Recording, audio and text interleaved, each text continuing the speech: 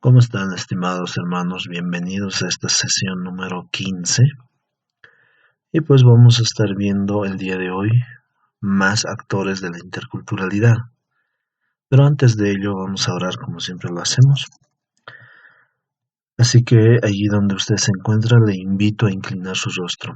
Señor amado Padre, Dios mío, este día, esta noche, Padre, te damos las gracias, Señor, por este tiempo nuevo, Padre, que tú has propiciado, Señor, para que nosotros estemos en este lugar, en esta sesión virtual, Señor.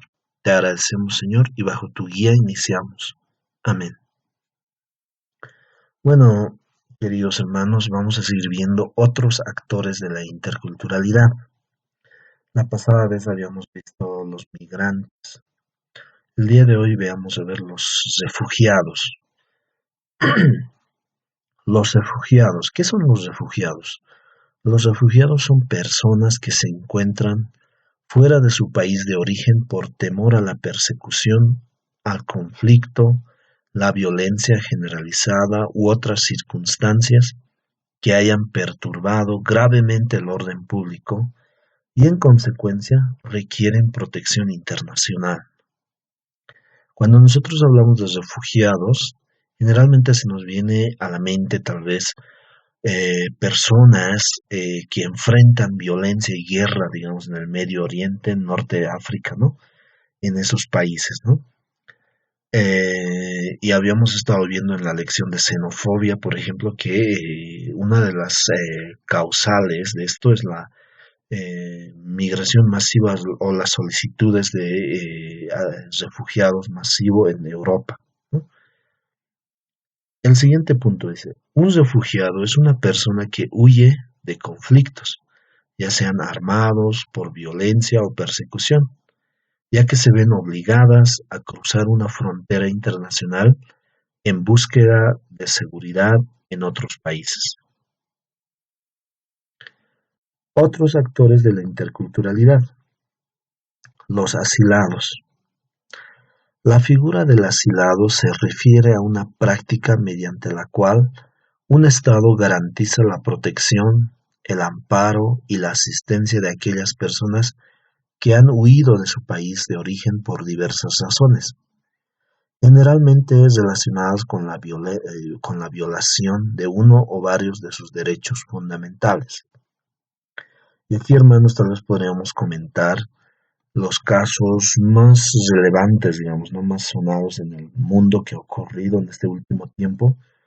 Pues tenemos como asilados, por ejemplo, teníamos, mejor dicho, en Londres, en la embajada ecuatoriana, a Julian Assange, ¿no? El fundador de Wikileaks, ¿no?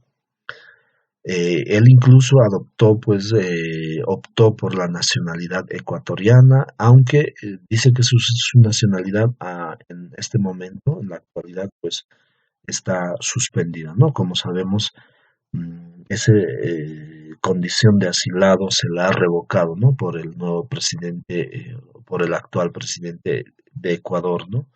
Lenin Moreno. Otro caso que podríamos ver tal vez es de Snowden, ¿no? Edward Snowden, quien pues ha revelado información de tipo confidencial y por ello también él, ¿no? Ha pedido asilo en Rusia, ¿no? Donde actualmente reside, ¿no? Entonces, sí, hermanos, podemos ir viendo la figura de un asilado, ¿no? Generalmente se da esta figura cuando se considera que derechos fundamentales de la determinada persona, de una determinada persona, han sido violados, ¿no? Siguiente punto dice, suele asociarse al plano netamente político. En realidad se trata de un recurso más amplio que también engloba a quienes sufren persecución por su raza, religión, nacionalidad, pertenecer a un determinado grupo social o por sus opiniones políticas. Otros actores de la interculturalidad. Transmigración. ¿Qué es la transmigración?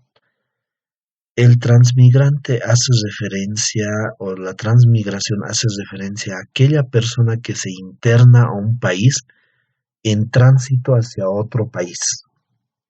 Y ahí en la foto ustedes pueden ver esa evidencia de la bestia o el diablo, como se le llama ese tren, que transporta centroamericanos hacia Estados Unidos, ¿no? Entonces, esto sería tal vez un ejemplo de transmigración, ya que estas personas cruzan, ¿no? Un territorio, que es el territorio mexicano, ¿verdad? Ahí dice, ¿no? Se interna a un país en tránsito hacia otro país, ¿no? Es decir, ¿no? Ellos transitan por todo el territorio mexicano hasta alcanzar su objetivo, ¿no? Que es la frontera entre México y Estados Unidos. La transmigración, si ustedes buscan, también habla acerca de algo espiritual, ¿no? Generalmente se la confunde con la reencarnación, ¿no? Aquí dice, ¿no? Suele asociarse la transmigración con lo espiritual, es decir, la peregrinación del espíritu de un cuerpo y alma a otro, ¿no? Eso también se refiere a la transmigración, pero ya en otro sentido, ¿no? En nuestro caso, lo que estamos viendo es la transmigración respecto de la persona, ¿no? Quien tiene que internarse en un país en tránsito hacia otro país. Apátridas. ¿Qué son las apátridas? Esta situación resulta atípica, dice, ¿no? Atípica, de acuerdo al derecho internacional, y puede suceder debido a que a que la persona apátrida poseía la nacionalidad de un estado que ha desaparecido o no se creó en su lugar ningún estado sucesor, ¿no? Entonces esto es atípico, como lo dice ahí, ¿no? Según Wikipedia también, ¿no? La definición que ofrece, ¿no? ¿No? Es atípica de acuerdo al derecho internacional. Ha perdido, esto también se puede dar, hermanos, una persona apátrida también se puede dar en el sentido de que una persona ha perdido la nacionalidad por decisión gubernamental. Un ejemplo fueron los rusos blancos exiliados a quienes el gobierno soviético privó de su nacionalidad por un decreto en junio de 1922, ¿no? El cual se llama la migración blanca. Y hablando un poco más de la persona apátrida, ¿no? Pertenece a alguna minoría, ¿no? Se puede dar cuando la persona pertenece a alguna minoría étnica o de otra índole a la cual el gobierno del estado donde ha nacido le deniega el derecho a la nacionalidad. Una persona apátrida puede ser aquella que ha nacido en territorios disputados por más de un país. Una persona apátrida puede ser una combinación de dos motivos, ¿no? Este concepto, esta situación puede darse en una combinación de dos motivos, ¿no? Que residen entre varios estados mutuamente limítrofes que les niega la nacionalidad propia. También puede ocurrir que una persona carezca de nacionalidad porque se ha producido un conflicto entre las legislaciones de los diversos países implicados. El término puede hacer también referencia a quienes reniegan voluntariamente de su nacionalidad, ¿no? O niegan voluntariamente su nacionalidad, ¿no? Este evento también es llamado apátrida. Entonces ahí estamos viendo otro actor de la interculturalidad. Poblaciones monoculturales y monolingüísticas son otros actores de la interculturalidad. Veamos el concepto de monoculturalidad, el cual se basa en una identidad cultural nacional única a la que tienen que someterse todas las otras identidades culturales, si es que existe o si es que son visibles, ¿no? Entonces vemos la monoculturalidad, ¿no? Una identidad cultural nacional única, a la cual se someten las otras, si es que existieran.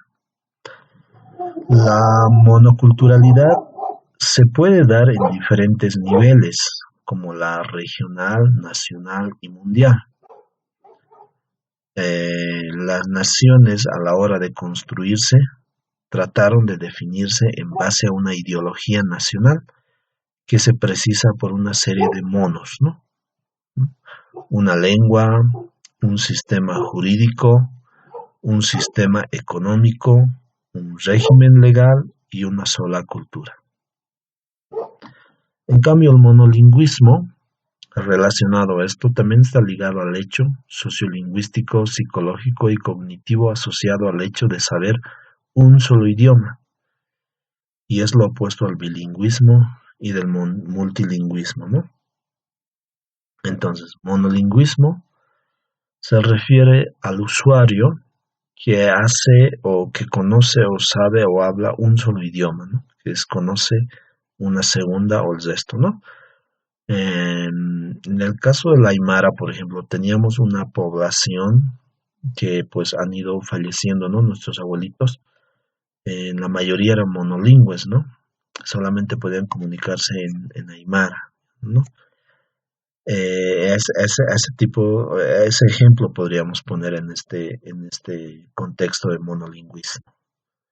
Entonces, hermanos, poblaciones monoculturales referente a la identidad cultural nacional única, a la cual se tienen que acoplar el resto de las culturas, ¿no? Si es que las hubiera.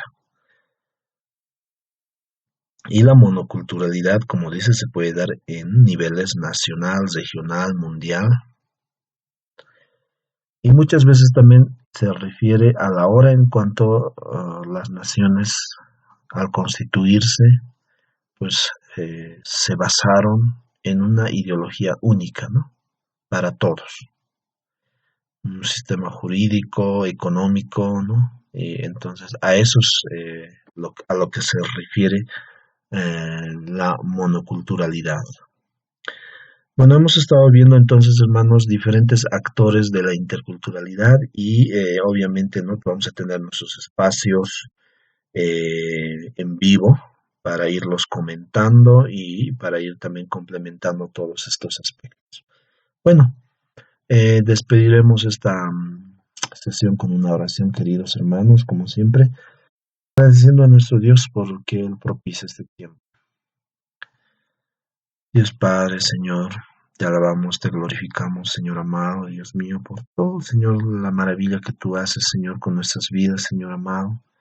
Muy agradecidos, Padre amado, Señor, nosotros en este momento nos despedimos de esta sesión, pero no de tu presencia, Padre amado, y te pedimos tu guía para todo momento de nuestras vidas, Señor amado. Te agradecemos infinitamente, Padre amado, por todo este tiempo, Señor, que tú has ido acompañando. Te entregamos nuestras vidas en tus manos, Señor, y nos encontraremos en una próxima sesión. Gracias, Padre, en el nombre de Jesús, Señor. Amén. Bueno, queridos pastores, queridos hermanos, me despido y vamos a estar encontrándonos también en una siguiente sesión. Permiso, gracias.